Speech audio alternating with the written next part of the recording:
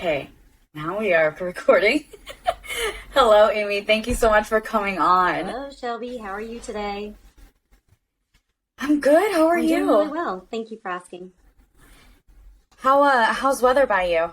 Because you're in Tennessee, I'm right? in Memphis. Today's last perfect. Memphis. It's 75 and sunny, which is bizarre. The trees have no idea what is happening. Yes.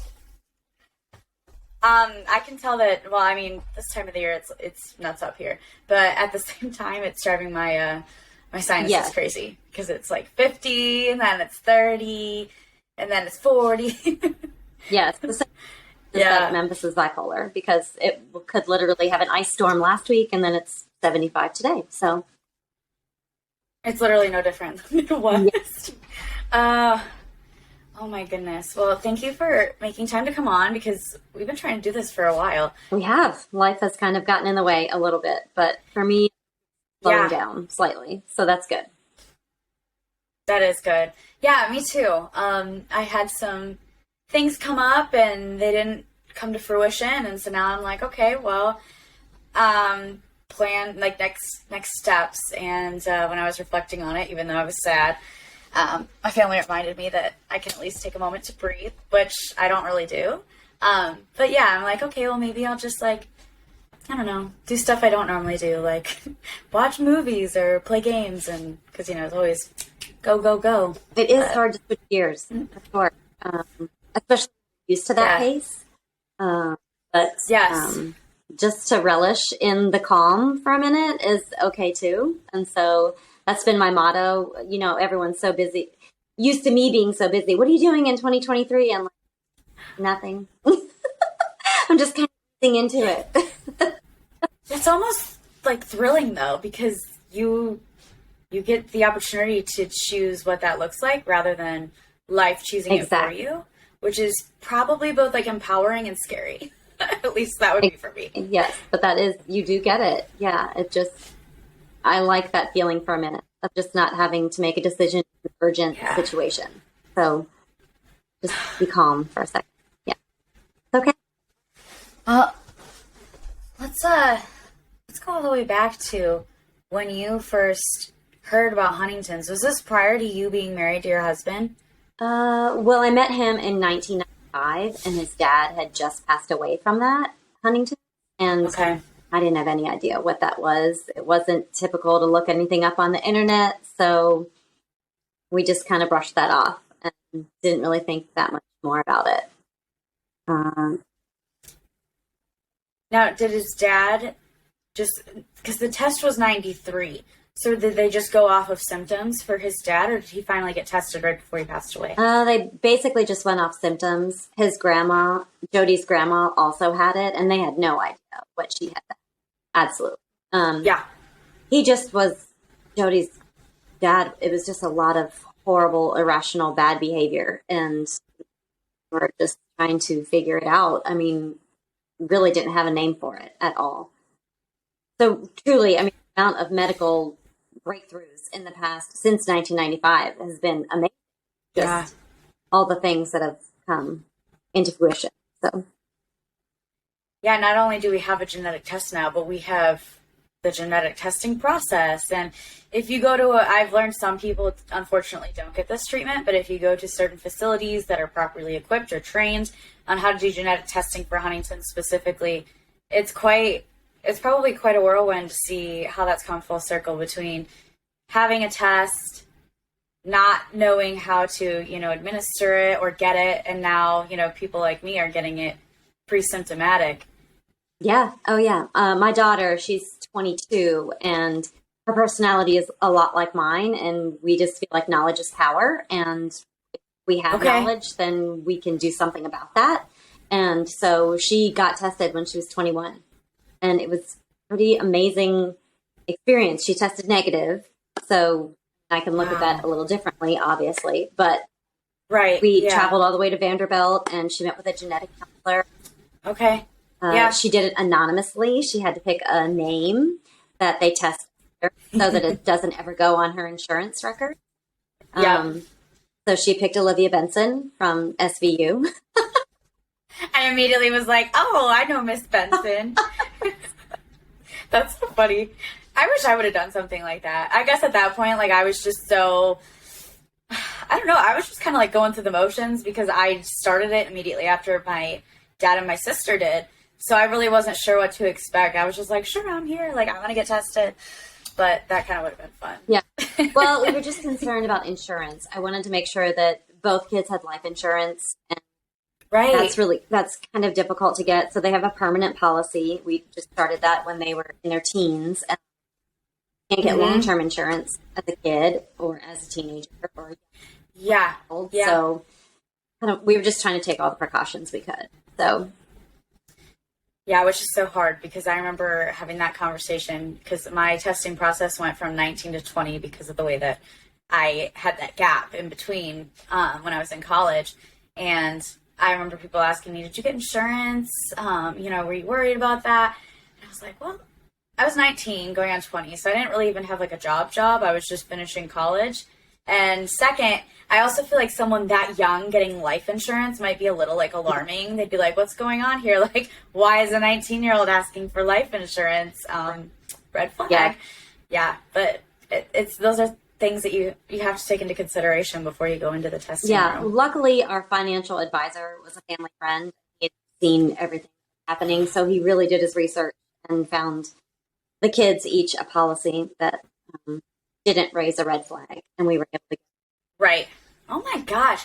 Now I'm like, geez, I wish I would have done more. But I am thankful that at least like my current day job that I have for marketing, I do have life insurance. I've actually got pretty good insurance, and thankfully it's, I've always been told, obviously you can't lie. Like if you have it, you have to disclose it. But most of them don't ask about Huntington's. I don't even think I've ever seen anything about like a neurological disease or anything like that. I've seen just about everything else, but because it's not typically out there, I haven't had to put it on there. I guess also, so your father had Huntington's, is that correct? Yeah, so my dad and my grandpa are still alive. Actually. Yeah, it's crazy how I always tell people who are new to Huntington's, like, well, whether it's like their family is now being affected by it directly or if it's just someone learning about it, I always tell them it's so interesting how there's like an umbrella of symptoms that anyone can develop if they have it, but not everyone's are the same. So my grandpa actually, when he was like in his 30s or 40s, I don't know why or how they even had it on their radar. Because when my great-grandma died, they thought it was schizophrenia because there was no test. But prior to that, for whatever reason, Huntington's was brought up when he was like, younger, much younger. And they obviously didn't have a test, and doctors were just going based off of whatever knowledge they had back then. And this doctor, because again, a lot less information, just told him that he was in his mid-30s, like about to be 40. So if he didn't have symptoms, he wouldn't develop them. Oh. Obviously, that's not true. So he was a late bloomer, like by a long shot. He was already retired. And so like in his mid 60s, so he's still here. He's got some symptoms, I don't even know if I'd say he's apathetic. It's harder for him to express his emotions, but he still has them. And then he has some of the anger tics. I don't really get to see those, but I know that between him and my grandma, sometimes those can be issues. And then my dad is, God, Shelby, do math. He'll be 53 this year. I think. No, he's going to be 54. No, he is 54. His birthday already my God. I'm like still in 2020 mode. Like, how old is everybody? So he just turned 54. And he's been on disability since maybe 2018. Because he got diagnosed. No, 2017. It doesn't matter. No, 16 and then 18. It took him 2 years post getting diagnosed to get the disability. Okay. But he was unemployed for a while before then because the recession hit and he got laid off. And then he tried to get jobs afterwards and he couldn't keep them. And so he didn't put two and two together that it was because of his Huntington's because he didn't even know he had it. And so now he's currently still living by himself, which ironically where I live, it's his whole side of the family lives on this side of the state. We just happened to find a house over here, so we bought it. And it's close to where we both work, but like weren't like we have to live in this area, but it just happened to be that way. So we've been trying to convince him to move over here because he's in a like 2,000 plus square foot house with 5 bedrooms and way too much for one person who's disabled, and can't clean like that. But yeah, he and my grandfather are still alive. My dad had the anger tics too, like just out of nowhere, a lot of that growing up, and it began to get worse and worse as time went on. And then my sister Bree had the juvenile Huntington's. So she's the only one that we've lost, thankfully, so far. Do you have any other siblings? Yeah. Well, at-risk siblings, I only have 2 more, just because we have a blended family. So I've got like step, half, biological. So I've got my sister Delaney, who's 22, about to be 22 later this year, and she's at risk. She's finishing college. She was like, don't want to know, which I understand. And then we have a little brother who is 14, and he's at risk. And obviously, we don't want him to get tested because the only way he could right now is if he had JHD symptoms. And so that's like, please no, please God. Like we've already been through enough. I don't want another one. I couldn't imagine having, every now and then I'll hear of a caregiver, like a mom or dad who has 2 kids with JHD, or, you know, a spouse with Huntington's and then a child with JHD. And I'm like, I just, my heart goes out to them because I couldn't imagine trying to manage yourself as an individual and a caregiver to at least one person, but now you have to add on other children. I mean, ugh. Yes. It's a horrible, horrible disease. Your other child, is it a boy or girl? It's a boy. He's 19. College. Kind of like your sister. I just do the. Yep. So he doesn't want to know now. Yeah, he knows that I feel. We talk very openly in our family about Huntington's. We always have, and all the treatments, all the the studies you can get in, all that IVF is available. I just believe in that. There's a lot of people that don't, but that's okay. I mean, that's your choice. But he is aware that if he is thinking about family planning or getting close to someone and marriage, comes up, that is something that needs to be discussed. Just to, again, have knowledge. Yeah. Oh, absolutely. I'm in the same boat. I've always been, I feel like knowledge is empowering for me, even if I can't necessarily do anything with it to cure it or treat it or stop it. I feel like I at least have more control over the choices I make in my life. Right. And even if it's just like, I try to eat more like brain healthy foods and supplements. And again, do I have any evidence it's going to do anything? No, but I'm like, what does it hurt? I literally just buy like all these vitamins on Amazon and try to eat walnuts and avocados and broccoli, like fish, all this stuff. But, so yeah, that was the most empowering thing for me getting diagnosed was, okay, well, what kind of studies can I participate in? Which when you're pre-symptomatic, there's not that many that you could participate in, unfortunately. And also then the IVF, because that's been something that as I'm getting older and like closer to wanting kids, it's literally been on my mind, like actually as of recently, just how that's going to work. And hopefully I know, Help Cure HD. Have you heard of them? No, I have not. Okay. So they're a Huntington's nonprofit and they're strictly for IVF. Okay. And you will, when people want to apply, they submit a letter. I only know this because I have a friend who came on the show like a year or 2 ago. But her and her now husband finally had a kid. As of now, I still think she hasn't tested. But if you're at risk, they'll still let you go through the process as well if they have the funds. So she wrote a letter, got approved, and then she went through like 2 or 3 different rounds because they would find the eggs that were healthy and free of Huntington's, and they would do the implementation. And then at one point, it's kind of like even in a normal pregnancy, most, couples don't announce it early on. Right. But she told me in confidence, like, hey, I wanted to know the sex. If it happens, it's going to be a boy. And then unfortunately, she lost the baby after the implementation. Oh. And so they sponsored them, though, the entire process until they finally got pregnant with a boy, who's, I think, like 1 at this point. So it's been a while. It's been a journey. But yeah, so the husband and wife I know the wife's name. Her name is Allie. I can't remember her husband's name, but he plays in the MLB. Yeah. I don't really pay attention to baseball, but I know he plays. Yeah. And then she's also in that field. Yes, he's in Texas. Yes. Mm-hmm. Okay. Yeah. So you're like, I know. Yeah. Yeah. So it's incredible that they're able to use their resources for that kind of support, just because, you know, with Champions, we're a little bit more fluid in what we provide. Like, you know, recently, actually, the most recent donation we did, there's a girl who has JHD, but she's actually my age. She's in her mid-20s. And because she's past 18, Make-A-Wish does not grant once you turn 18. That's where they cap it off, which makes sense. Like, I guess at some point, you know, you can't have 70-year-olds asking for a Make-A-Wish strip.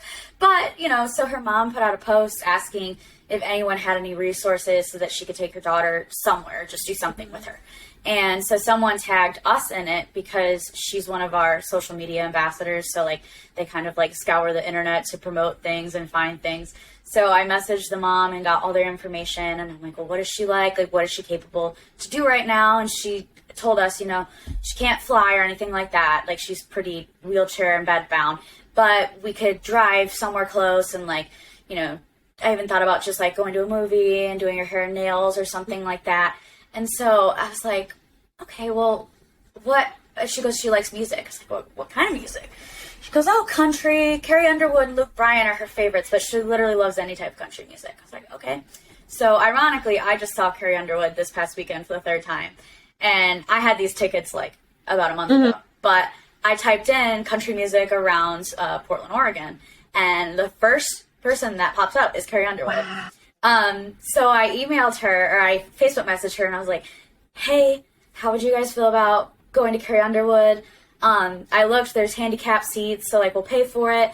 But then, like, we're still going to send you a gift card so that you can do, like, hair, nails, go out to dinner.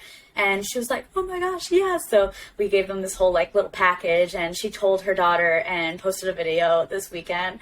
And I, like, started crying. She's like, do you want to go see Carrie Underwood? We're going next month. So it ranges from, like, that to helping people with groceries, helping Ashley, who needed the new wheelchair. Like, it's a little more fluid. I love that.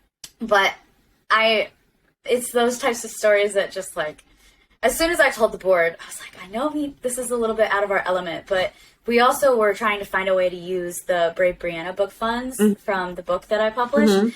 And I said it would go to something with JHD. I just wasn't sure what. But Make-A-Wish is actually, and I understand once they explained it to me, but they're super strict about how they do their process. So we couldn't sponsor a family because they would not disclose to us if anyone had juvenile Huntington's that was being, which I get. But then they said, if you know someone as an individual who is getting a wish granted and has juvenile HD, you can sponsor them, but it has to be a minimum of $10,000 to donate to their sponsorship. And I was like, oh, okay. Well, that's not going to be happening anytime soon. Maybe one day. Right. Well, here's an interesting story. I hope that, so the person that's going to Carrie Underwood, maybe she could put something on social media about juvenile Huntington's disease. And because, so my husband that's passed away, he was the drummer for Fuel. And oh my gosh, I'm so glad you brought that up. I remember looking into that. I thought that was the coolest thing ever. Right. So here's a really interesting story. So his sound guy for Fuel, they knew each other from Freed-Hardeman University. And his name is Randy Lane. And Randy Lane runs sound for Carrie Underwood. So when it was Jody's funeral, he works for Claire Brothers, but she handpicks him. Like, he is her sound guy. So he wanted to come to Jody's funeral, and they were prepping for the tour. And he's like, I know I can't be gone, but I need 48 hours, and this is the reason why. And let me tell you about this disease. And she's like, what? I don't know anything about this. How do I not know anything about Huntington's? I need to learn more. And so he let her come. Or she let him come to the funeral. And I was like, man, you got Carrie Underwood. So but still, wow. Very next day. So that was so super generous of her to do that. And she seemed genuinely interested in the disease. So I feel like that's a really full circle. Now you're you're helping someone for a concert. So that makes me so happy just because sometimes, I mean, even just normal people, like, you know, you and I are meeting virtually, but we've never met in person. So for all I know, anyone could be a good or bad person. Like, I have no idea. Right. But I would hope a lot of my celebrity role models would have, like, a good heart. And I hear so many stories that make me go, oh, don't meet your role models. Right. But Carrie always seems like such a down-to-earth person. Yes. And even, we saw her last night. And I'm like, why are Sunday concerts not afternoon, like matinee? So we literally drove 3 hours on the opposite side of the state to see her. And spent the whole day there, drove back that night, and I stayed the night at my friend's house because she was closer. And then I woke up this morning and drove an hour back home because I work from home this week. But I was like, I'm trying to save my time off. And so, yeah, I'm like so tired. It was totally worth it, though. But I've seen her perform 3 different times throughout like 15, 12 years-ish. I don't know what this woman has in her, but she gets better every time. Like, literally last night, I was like, okay, she should, like, she wins at life. I don't know. She's gorgeous. She's got such a beautiful family. And she's such a, like, she seems like such an invested mother, and which is so refreshing just because a lot of times I feel like, you know, to each their own, but I just feel like a lot of times in the limelight, you don't really see people wanting to, like, pursue a family. Right. And so the fact that she's still so connected to her sons and her husband. But I was like, I love this woman. She seems so genuine. Every time she talked about a song, or even she was like, oh, it's Sunday, so we're gonna sing to Jesus. So she sang Jesus Take the Wheel, and then one of the gospel songs she recorded. And I was like, so that makes me so happy that she was like, oh my gosh, yeah. Yes, absolutely. Yeah. She was like, absolutely, you need to go. He was friend in college. Yes. It was great. It was really nice to do that. Yeah, we tried to, I haven't had any luck yet, but we did. I reached out to a couple of people who like work in the industry, and I was like, do you know anyone who would know how to get Carrie Underwood? Because this girl would like lose her mind if she could meet her. And so, yeah, I'm still working. I don't know if that'll actually happen, but someone we did reach out to was like, no, we don't have a connection to her, but Luke Bryan is one of our clients. And I was like, well, that's her other favorite person. Right. So can you make that happen? But I just know, you know, at least the concert, she's going to be so excited to go. But yeah, that's amazing. That's great. Well, good for her. I'm glad. And that's good that you're helping just a multitude of people in a multitude of ways. That's great. Well, thank you. And yeah, it's so like therapeutic in a way, just because after, you know, you get diagnosed or someone you love gets diagnosed, it's like, okay, well, how do I find light in such a dark and kind of cynical outlook now of the world? And so that first year I kind of felt that way. And then when I was approached to start Champions by a friend, I was like, oh my gosh, okay. And now it's like literally the thing that keeps me going, you know, every single year, every single day. And so something you can control, something that gives you purpose. You know, I'm a doer like you are. So when I was, what can I do? So, I mean, that's why I helped here in Memphis, and we raised like $23,000 for HDSA. So that was amazing. And that was just in one walk? Yeah. Now, what part of Tennessee was it that you had to walk at? I have a lot of amazing friends. Memphis. Oh, it was Memphis. I'm trying to remember where. When I was still in Nashville, I found out about the HD and the family, and so I went to a Team Hope walk. I think it was, oh my gosh, Mount Juliet.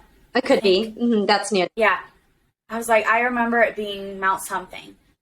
But yeah, that was beautiful. A huge turnout. And again, this was the first, no, was it?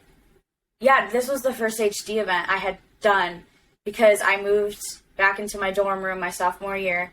I got the call, and then I just started looking for resources, and I reached out to that chapter and registered. And then when I told them about my story, they were like, oh, we'd love to have you like come talk if you want to. And again, this is like a fresh wound for me at that point. Right. So I went there and I talked about, at the time I was at risk. And I didn't do my first Michigan-based HDSA event until I moved back home that May and got diagnosed. And then literally like the next week there was a Huntington's walk. But yeah, those are really great, just to have people show up together and seeing everyone in person, like, you know, just feel so being there for each other. Yeah, you just feel. Yeah.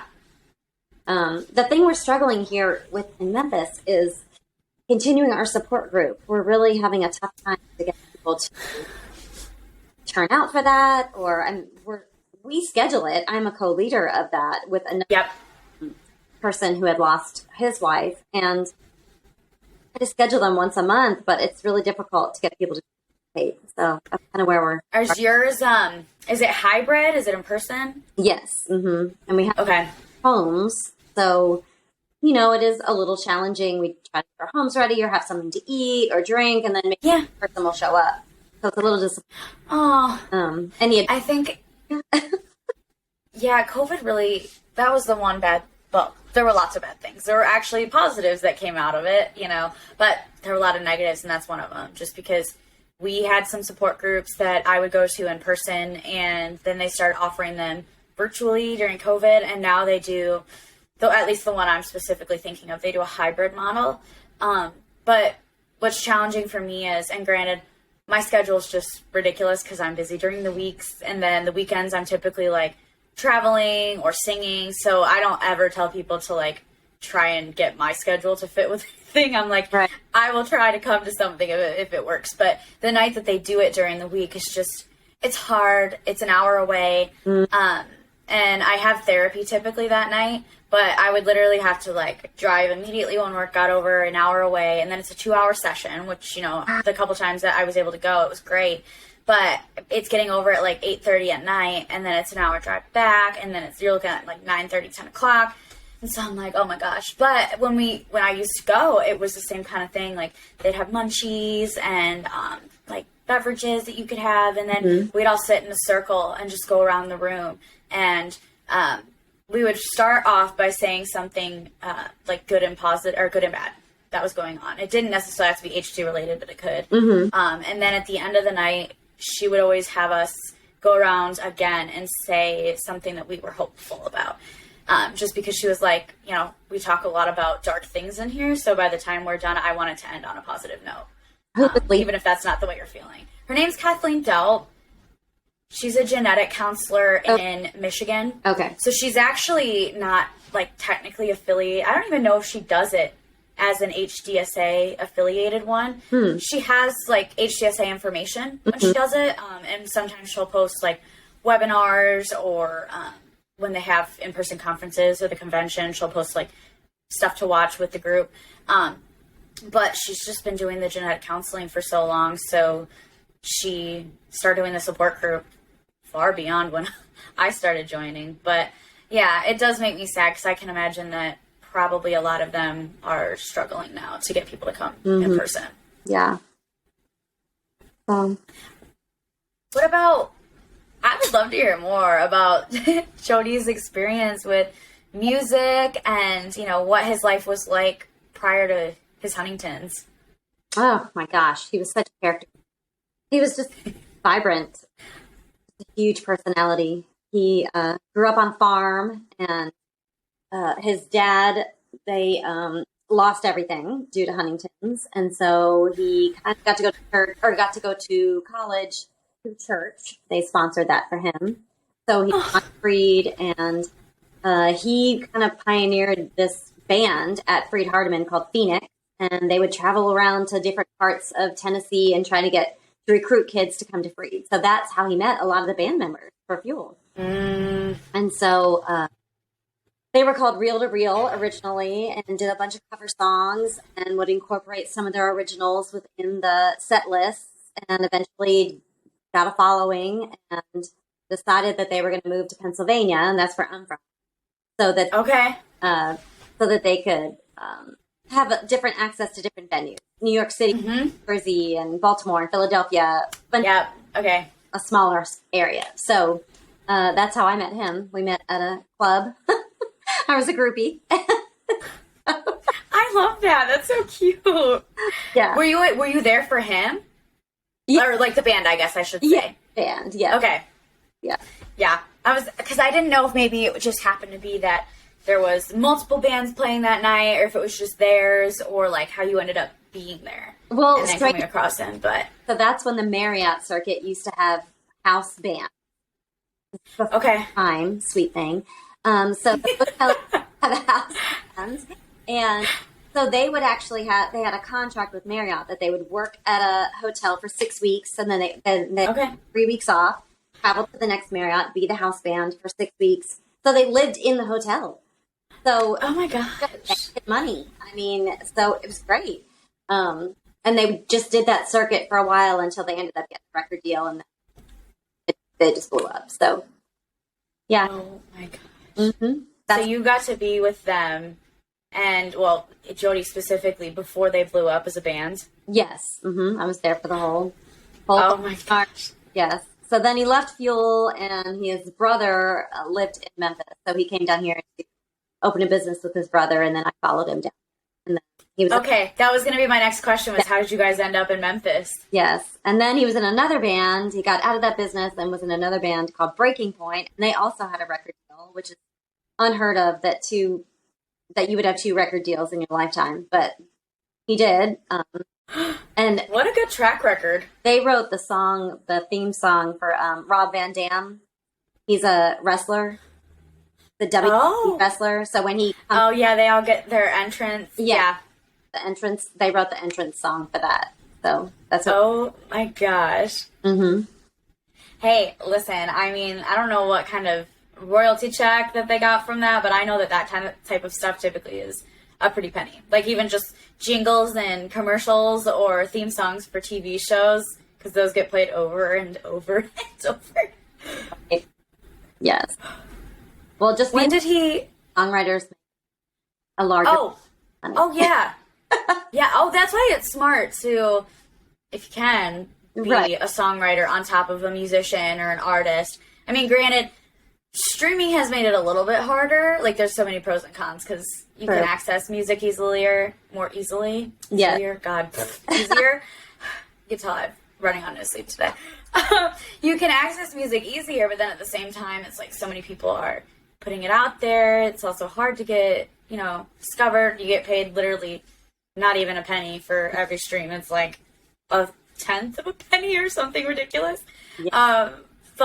But still, I mean, you do have a little bit more of like an extra leg up if you are a songwriter on top of that. Right. Yeah. No, what you were going to ask me? Question. Yeah. So when did he get his diagnosis? So his brother. So he had a sister, a brother, and they also both had Huntington's disease. The sister is still alive. She's in her late 60s, not doing well. And brother committed suicide due to Huntington's. So once brother committed suicide, that kind of prompted Jody to go in 2016 and get tested. And we really just wanted to have a consultation. I was not happy with our neurologist at all. And we left that consultation knowing 100% that he had it. That's what the neurologist told us, right? He said, I can tell by doing just a couple times in the office that, and with your family history, you have the disease. So he was already progressed. Blindsided. I mean, yes. And again, probably you've seen this with your dad. At one point you thought, is he just being a jerk? And he's not management correct? Or has Huntington's. Like, it's really, if they aren't diagnosed, you're trying to figure that out as the caregiver or as the other person. Yeah. Relationship. So, yes, but when my daughter and I look back, it's probably about 2012 that he started showing. Yeah, and then he died 22. So I would say he was definitely symptomatic. So when is the anniversary of his passing? He died July 20th. So this coming. Oh my gosh. How are you doing? Because it's still so fresh. People ask that, and I don't want to give off the wrong impression, but he didn't live here for 2 years prior. Okay. To violence. He tried to kill me and he tried to burn our home down. When I tell you he was out of his mind, he really was. And it was just so sad. And there was nothing we could do to remain safe. He had to leave our home. And so I really was functioning without him here in this house for 2 years prior to him dying. So right. Our daily life didn't change. Right. But it's still just sad. Like the grief still hits you, every milestone. And my children have a different perception of their childhood with him. Elena is very angry. She was older and she saw a lot of the abuse and a lot of the horrible things that were happening. And my son was kind of Jody's favorite. And so he didn't receive a lot of that. So they have very two different childhoods. So it's okay. We're glad he's not suffering anymore. And we're glad he's not suffering anymore. Because it really was a family of suffering. Yeah. And that's what a lot of people don't understand is how severe it can get at certain points. Thankfully, I mean, I hate to say that this was good nonetheless, but when I hear stories like what you just said, and then I had a couple other, actually now that I think about it, at least like 3 that I can think about now, and they all happen to be women, but other women on the podcast. And one, it was one was a mom, 2 of them were moms, one of them was a dad, but very similar situations. So with my dad, it was a lot toned down, I've realized now. But it was, verbal and physical abuse, and he never laid a hand on the kids. It was always between him and my stepmom because she had her own demons and addictions, and then he had his Huntington. So the 2 of them would that was the only people that laid hands on each other, but there was still verbal abuse and neglect. And obviously watching someone be abused is not good for children either, even if you're not the one getting hands on you. But I've talked to a lot of people who kind of have it on that next level, like you just described, where one woman was on here and she said that her mom would take a kitchen knife and run around and try and actually kill her kids or her mom, because her mom would come to the house to try and stop it. I don't even remember why they were still living there at that point, or if they happened to just come and check on her. It's been so long since I've talked to these people. Yeah. But I was like, oh my gosh, I thought it was bad that the cops and CPS were showing up, but my dad never actually legitimately tried to kill me, which is, it's sad that that's the level of exactly that we have to think of, but it really can be that catastrophic and just devastating for everyone. Yeah. And she might still have stayed there. I mean, I was trying to hold it all together. And for a long, long time, I didn't even let anyone know what was happening. So that was not a good choice at all. It was after I told everyone that my church was able to step in and help, and you sent money. I mean, we were almost bankrupt trying to pay for his care. It was awful. And just the stress of all of that.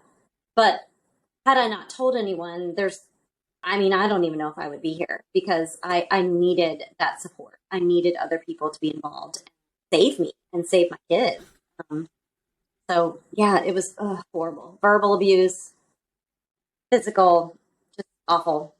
And all of it stays with you, regardless of if it's physical or verbal. And I tried to contain it for so long and contain every situation to make sure everyone was safe, and it was not going to escalate to that point, but the disease just takes over. He could change on a dime. And a grown man, how do you can't combat that. So would he have a complete mask on where he wouldn't remember afterwards? Oh yeah. I could see his eyes. I would tell people it was in the movies, his eyes would glaze over and he would become some other human and just rage. And then it was almost like he snapped. The night he tried to kill me, we had to call the police and everything. He knew they were coming. He was trying to get into the house. He was burning. He had poured gasoline all in the garage, all over my dogs, trying to run the can of gasoline. And he kind of snapped back to reality almost. And I was like, you need to go to your bed. And he was like, okay, you're right. And he just walked back to the bedroom. And then, but you know what? The police wouldn't to a psych ward. He had to go voluntarily. And he wouldn't go. Nope. I was going to ask, how was the police's reception towards the HD? Because we've not had very good luck with that. And I mean, in their defense, most of them don't understand it at all or know that it's a disease at all. But a lot of times they're just, they're trained to you see violence, you report it, you get arrested. But with HD, it's kind of different because it's a disease. Like, how is that approached? Well, I mean, I always for a mental health unit to come to try to de-escalate the situation. And I mean, as soon as they would walk in, I would say, he's got a neurological disease, he's not in his right mind, he's mentally incapacitated. But again, they were not educated enough. They wouldn't do anything. And so luckily that night he had twisted his ankle. And I said to them, I'm pretty sure he broke his ankle. I mean, I knew he didn't, but that's the only way an ambulance would come and remove him from my house. And from there, I had to call in like 5 different favors, and the attending physician was able to get him into a psychiatric unit. Yeah. Nice. But even, I mean, he would get kicked out of the assisted living facility for violence. He tried to flood the facility one time, just turning I can laugh now, but it was not funny then.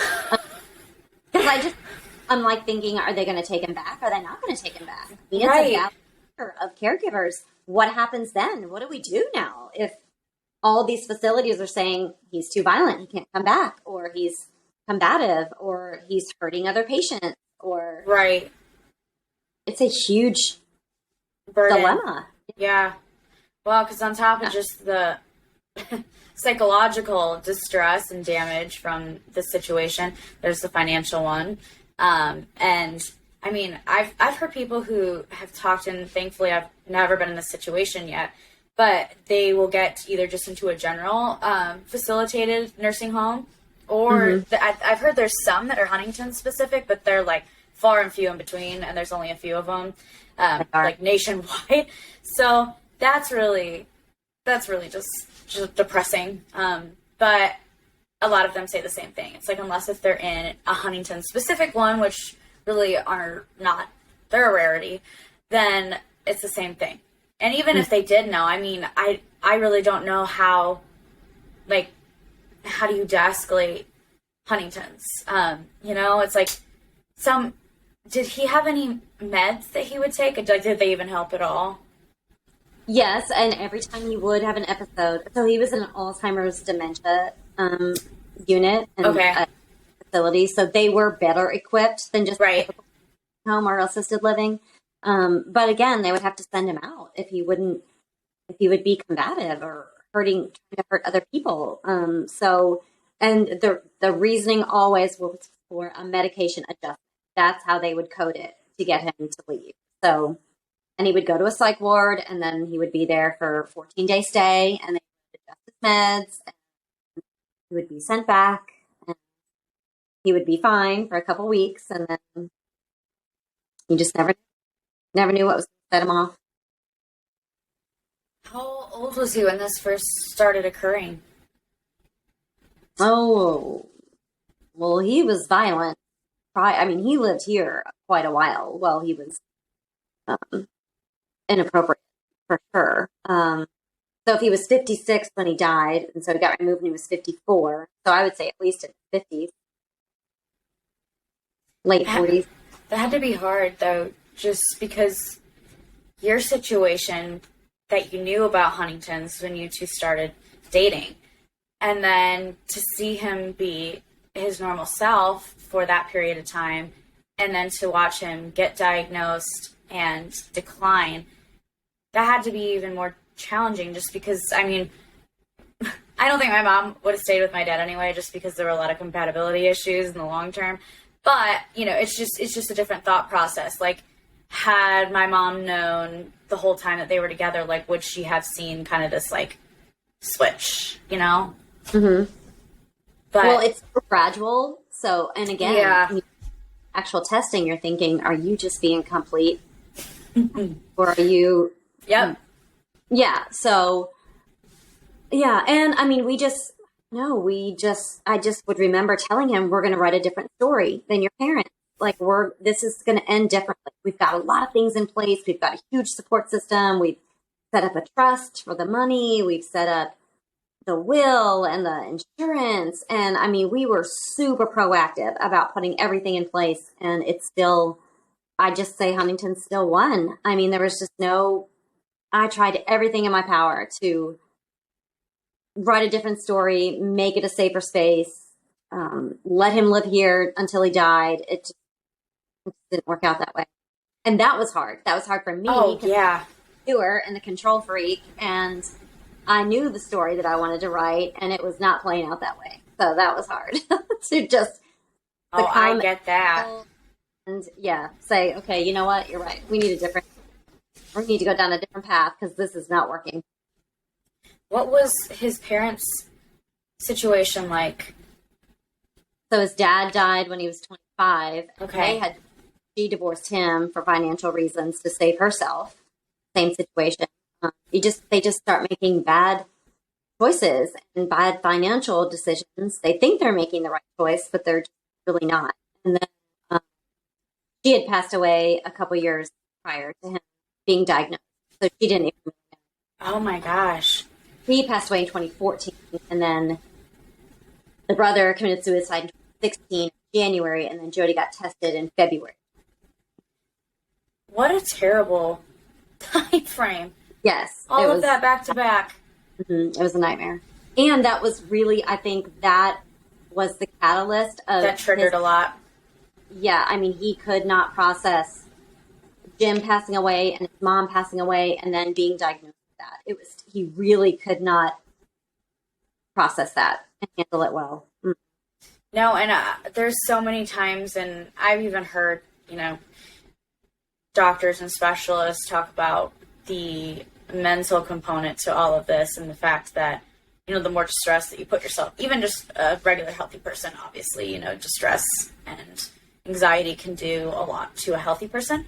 But when you're already predispositioned to something like Huntington's, we still to this day have said, and obviously we have no solid evidence, and I don't know if we ever will, but we think that there are a lot of situations that my dad put himself in.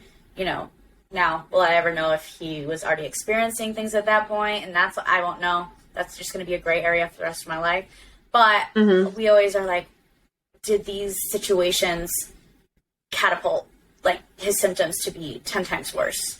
And to be, because I mean, even just looking at my grandpa and him, my grandpa waited, well, it's not like he had that choice, but he did not get symptoms or diagnosed until so much later in his life, where my dad was, well, he started showing symptoms in like around the recession when he couldn't get a job after that. So we're talking like 40, and they just continued until he got diagnosed. And that's why it's so hard to, being at risk, knowing and I'll never know, but how much is, environmental and how much is biological, because they both play a role, but it's like, okay, which one is going to outweigh the other? Right. Yes. Well, I will tell you so COVID hit in March, and when Jody realized he had nothing to look forward to, everything shut down. We were stuck here at the house. There was no hope of anything. So he got removed June 1. So, I mean, March to June, it was a significant drop. Decline. Yes. Yeah. In his mental health capacity. Yeah. So, yes, I do feel like the environment plays a role in also. Yeah.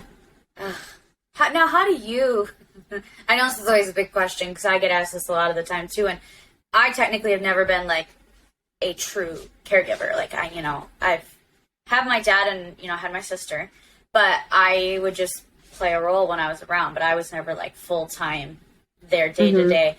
How did you somehow get by? Like, how are you still so strong right now? again, I mean, I feel like that's what 2023 is, just basically, I'm just going to veg out. Yeah. I mean, all of it was so overwhelming for so long. I guess I was just in the trenches. I didn't have any other choice. I mean, I felt like this is what I was called here to do, and I'm going to do the best I can. And luckily, I had amazing people around. One of my friends, I was going to lunch with her and just crying and telling her what was happening at the house. And she said, "You need to get out." Like, this is even before he refused to get medication. So they had a huge intervention with him. And I mean, had I not had those friends involved, I don't know how it would have ended up. So I would always have a conversation with God and say, "You are so confused. I am not a caregiver. I am the least compassionate person on the planet." Oh, but I did it. I survived. I mean, I guess it's probably hard to look back and think, how did I do certain things? And you're just trying to survive. You're in fight or flight. But do you notice now that, he was in the facility and then unfortunately you lost him? Are you still kind of always like hypersensitive or, just like on alert, worried that something's going to happen, or your anxiety is always still high just because it was that way for so long? Oh, yeah. Yeah. Always had the shoe to drop, for sure. Yeah. Mm-hmm. Yeah. And what's interesting, my daughter and I both have certain noise triggers. Like, I don't know if Jody would slam doors. He would lock us out of the house. He would, he had road rage horribly when he was still driving. Luckily, we were able to get his license taken away. Oh my gosh, my dad had road rage too, like scary road rage. Yes, does he still drive? Oh no, thank God. No, he hasn't driven for like a year after he got diagnosed, like 6 years ago. But he used to get, I get I think normal road rage is common. Like, you swear at someone, you flip them the bird or something. But like, that's it. But like my dad. Yeah. Oh yeah. No, I get road rage. But my dad would not let it go. Like, if someone pissed him off, I remember one time, and my sisters and I still talk about it to this day because our stepsister is 2 years in between Delaney and I. So it's like, I'm the oldest, then Kylie's 2 years younger than me, and then Lainey's 2 years younger than Kylie. So we were all kind of like lumped together because of, our blended family. So we remembered all these things happening just because we were old enough, unfortunately. But there was one time where we were in a minivan at the time because there were so many of us. And my dad, I don't even know if they were speeding up or passed him or cut him off. Something just like normal, but would irritate anyone, but you'd get over it, in like 2 minutes. He sped so fast. Like, I swear he was going like 100 miles per hour. He was trying to play NASCAR with this guy. He was trying to like swerve him off the road. He's yelling. He's flipping him off. And we're all in the back screaming. And then my stepmom is like, Andy. Like, we're all just freaking out. And we're like, oh my God, like, we're going to die. Like, I literally remember sitting in that car and being like, we're going to die. And I'm like 9 years old and my dad's about to kill me. And that's absolutely terrifying. So do you still have issues with if you're driving with someone else? Because I know like if she's in a car and someone's driving even slightly erratic, she's like, time out, I'm out. Nope. I haven't really noticed it with driving, but I do notice an issue with like just me individually. Because of just all of the stuff that has happened growing up, I am very much like a non-confrontational person, but to a fault. Like, I will let people just like, I'm a yes woman. I let people kind of just like walk all over me because I'm like, I don't like confrontation. I don't even like, like even in my relationship, I've been with my boyfriend for 5 years. Like, we've lived together for 4. So I'm in a very healthy relationship. But at the same time, I don't like confrontation. I don't like raised voices. And we've never really had like a fight like that. But even I've been in therapy for over 20 years. So, because when my parents got divorced, thank God, my mom was like, oh, like, I want you and your sister to, like, share your feelings because this is going to be a big change for you. So she knew that was important back then, and I just continued on. So I was talking to my therapist, and I said, just recently, I was like, there's, like, these normal relationship things that are, like, just, like, someone's not taking out the trash or, like, someone didn't put the dish, like, just stuff like that. And I'm like, I don't feel like I even know how to, like, form my feelings in a way that I can communicate them and say, hey, like, this is bothering me because I'm so worried about, like, anyone, like, flipping. Because that's what, it was literally anything with my dad. I mean, my brother would literally, like, my brother was maybe, like, 3, 4, 5 at the most. And he had toys inside, and he would, like, you know, have a little basketball. And when I say basketball, I mean, like, it was inflated. It wasn't anything big. It was tiny. And then he'd have, like, a little tricycle that he'd ride around on the hardwood floor. And if he, like, turned the wrong way or just slowly, like, bumped into the kitchen table or the door, my dad would freak out. He'd start cussing. He'd, like, run over there. And I was like, oh, my God. Like, so it was just, you never knew when it was going to happen. So, like, I'm just always worried about, like, starting a fight. I really never had one, but yeah, it's still something I'm like constantly trying to work through. Because it's never a safe space for you to grow up. No. Yeah, we walked on eggshells for years. We just never knew what was going to set him off. Yeah. So the house is a lot calmer now, and the kids like to come home. So that's good. They were just home this weekend. She's graduating college. Okay. So is she 22? Mm-hmm. So they're 3 years apart? Yes. Okay. And then Alex is in college. And then I adopted a child who's 15. I adopted a kid this past fall. So. Oh my gosh, I didn't know that. Yeah, I'm back in the process of it. So. But that's got to make you feel so good. Yeah, I fostered him for a year, and we really thought that his relatives were going to be involved in him going back to live with not his biological parents, but maybe some extended family. Yeah, that didn't work out. So it was either I was going to have to adopt him, or he was going to go on the national registry. And this kid is amazing. He's fantastic. He's such a great kid. And I was like, well, he can't go on the national registry. That's horrible. So, yeah, he's great. That's amazing. Especially because, I mean, more often than not, children in foster care have their own toxic adversity that they faced, unfortunately, that's put them in this situation, and it's not their doing or their fault, but they're still being subjected to this.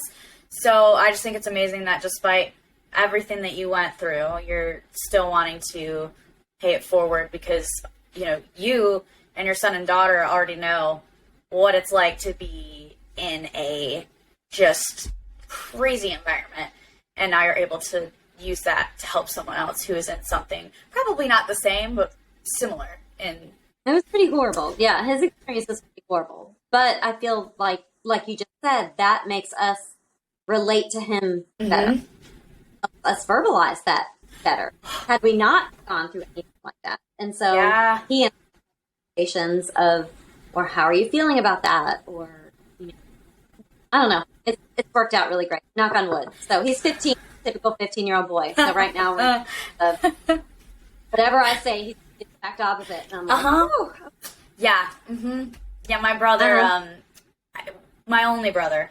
But I've learned a lot about, like, just biological differences that no one can deny between at least, like, certain age gaps of the girls and the boys, because God, from the time my brother was a kid, he was just always rambunctious. Nothing scared him. Like, he's doing crazy stuff. We thought he was going to die all the time. And then, like, literally, he would just do stupid stuff, and I was like, oh my God, he's gonna die.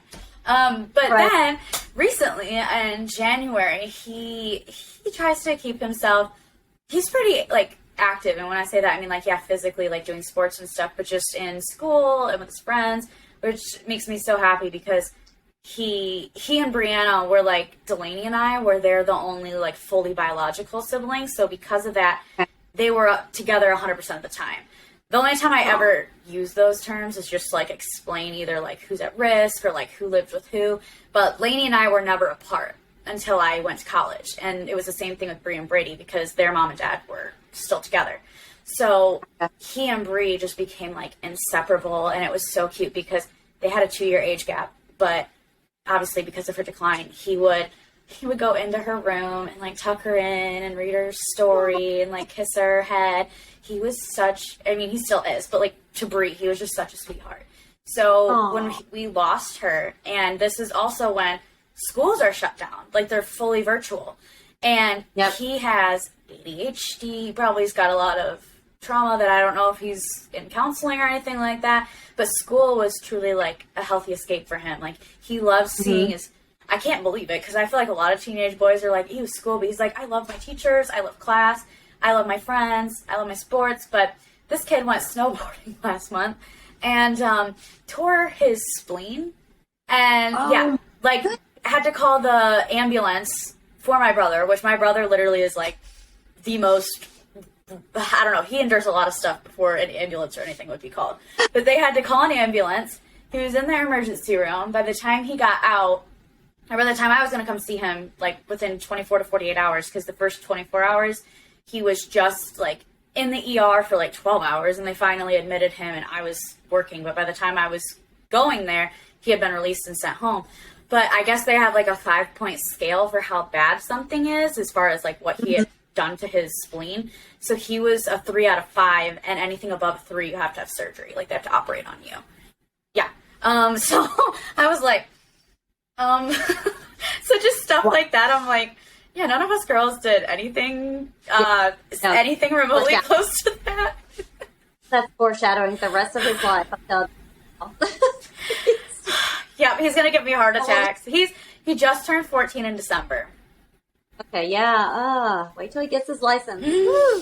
I'm actually, like, I'm mortified, but I'm also excited just because I live, it doesn't sound that far away, but when your brother and sister, because my mom and my stepmom both had, well, my stepmom had Brady and Bree, but when she had Brady, my mom was pregnant with my little sister Cass, with my stepdad. So my littlest brother and sister are the same age, but not related. Super weird. Oh, yeah, same age, but not related. So they're both 2 years away from having their license, and I'm kind of excited just because I feel like it's gonna, not that I think, you know, they'll be driving all over the place because they're gonna be newly licensed teenagers, but I live an hour away from that side of my family, and because I work and they have school, and the two of them are in, like, year-round sports and after school activities, so it's just almost like impossible to see them on a daily, not daily, but like consistent weekly or monthly basis. So I'm like looking forward to it a bit, but yeah, it like slightly terrifies me because I'm like, maybe you shouldn't get behind anything that's like a motorized vehicle for just a little bit longer. just hold off on that. Yeah. So your front closes a little bit more. Oh my gosh. Yeah. So kudos to you, because I feel like I get it now. Yeah. Well, he's great. We're going to work on that over spring break, getting his permit. So we'll see. I hated getting my permit. Like, I hated it so much. I told my mom I never wanted to drive. And now I love to drive. I love road trips. It was because I took lessons through my high school. They don't do it through the high school anymore. But they used to do that. So the teacher was one of our normal teachers. I didn't have any problems with him. But then because there were so many of us in each class, we had to go in groups. So they would section us off with other either teachers who had volunteered or like outside volunteers who had come to the program. And there was this awful volunteer instructor. And of course I got paired with him. And he yelled at me all the time. He called me names. He would terrible stuff. And so and I'm a very anxious person, obviously for all the reasons we just talked about. So he would give me like panic attacks. And I told my mom, I was like, I'm never going to drive. She's like, yeah, you are. You need to learn how to drive. But now I love drive. I take that back. If it's like Chicago or like city driving, I can do Nashville, but like Chicago's just different. Or like Boston, dear God, I could not drive. No, but anywhere else, I love like road trips. The road trips to Nashville, I actually find really soothing because it's pretty much from my house, it's a straight 7-hour shot. Like there's not a lot of merging onto different highways. You can pretty much just like coast until you get to Nashville. So I love that, but yeah, I'm like, back then that was traumatizing for me. That's terrible. They should not have let him do Oh, they fired him. He got banned from doing any local schools in the county. Good. Yeah. I know. Sometimes I'm like, how are certain people like volunteering to be around children when they don't like to be around children? Right? What is that? Why are you even doing that? Oh my gosh. Wow. And you also, I have to bring this up because I'm really excited about it. You are our first ever champion for HD Caregiver Award, which was so exciting for us because when we went to put out the nominations, I'm not going to say like we never had people not nominated before in the past, but we didn't have like a formal system to go about it. So we had just so many nominations pour in, which was so cool because I wasn't even sure how many people would participate.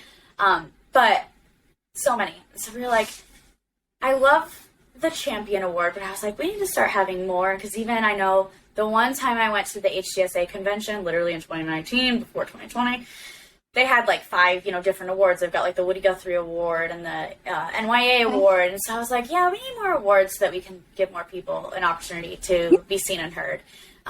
So I was so excited. And then we had someone sponsor. His name's Paul. I don't know how to pronounce his last name, but it starts with an M. But he owns the business that donated the awards for you and Brandon. And so God bless him. I think it might have been my fault for at least your last name, but on Brandon's they put your award name. They put the Caregiver on it, and I was like, oh no, I'm so sorry. So they sent me new ones, but he was like, anytime you need awards from now on, where my family is a Huntington's family, like I'll give them to you. And I was like, just because those little expenses add up, like the year prior, we had sponsors, and once you hit a certain sponsorship level, I think it's the platinum level, but you get an award, and you get to come up on stage, and we present you with it, and they get your picture. And so last year we had sponsorship awards we had to give, and then we had the champion. So it starts to add up. So he gave us those beautiful glass trophies, and I was like, oh my gosh, amazing. They were fabulous. Oh, yeah. Well, thank you so much. Thank you. Seriously, it takes a village to not even just, operate within our own households of chaos, but to talk about these really challenging topics. And if we didn't have, people like you, people like myself, people like Brendan, it's impossible to make positive changes. And it's been really cool to see that change even in the 6 or 7 years since I got diagnosed. And actually recently we just had that HD Heroes, like Huntington's Disease Heroes book that got published. Yeah. Yes. So that came to my house this weekend, and I finally got to open it up today, but there were, I think, 22 of us. Well, no, there's 25 chapters, so it was just over 20 of us that wrote combined stories. And I was like, this is going to be an awesome resource for someone else because there's caregivers, there's at-risk, gene positive, gene negative, because I feel like that's a story that doesn't get told very often, is the perspective of someone who tests negative and has that survivor's guilt, or like, what do I do now? So I'm just grateful, because these conversations can be hard and bring up a lot of memories that, we don't necessarily want to have in the forefront of our brain and deep way into our subconscious. Right. But I'm just appreciative. I really am, that you do all that you do. You've raised all this in money, and you're doing amazing. Well, you too. Huge advocate. Thank you. Everybody appreciates everything that you do. Thank you. I'm glad we got Me together. too. I do have to remember. I'm like getting back in the swing of this because this is only the second one I've done, but I didn't even post the last one yet.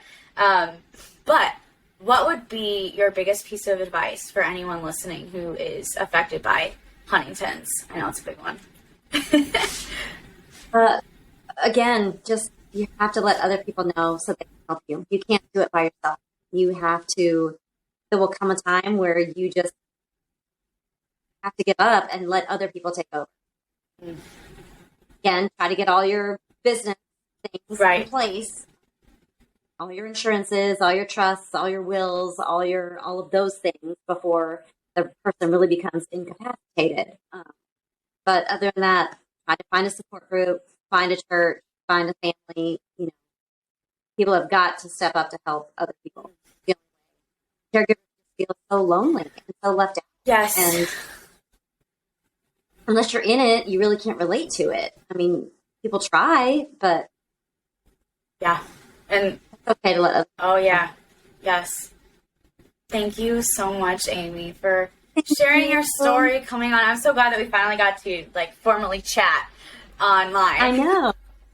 Maybe someday we'll meet each other in person. Ooh, Let's hope. fingers crossed. I don't know where we'll end up long term, but I was like, if we end up in any other state, I will have some type of residence in Tennessee, even if it's just a little condo or something. Like, I'm determined, but that's gonna be a while. Someday. But until then, I'll be coming down whenever I can. Okay. Well, good luck. You're welcome in Memphis anytime. I want to take you up on that. I would love to see Graceland. Do it. Oh, I'll take you. Let's go. That actually sounds amazing. I've literally only ever been to Memphis this is also depressing, but my stepsister went to St. Jude's for cancer. So she's a 2-time cancer survivor. And that was the only time I ever went to Memphis was when she was there for like 6 months, but we went and visited her for a weekend during Halloween. So we got to go to the Ronald McDonald House where she was staying, and then we got to go to St. Jude's. So that was an incredible experience. But that's the only time I've ever been to Memphis was for my sister's treatment. So, well, we need to make better memories for you. Yes. Come on. Yeah, I will definitely take you up on that because I think that would be so cool. Yeah, let's do it. I love it. All right. Bye, Amy. Bye.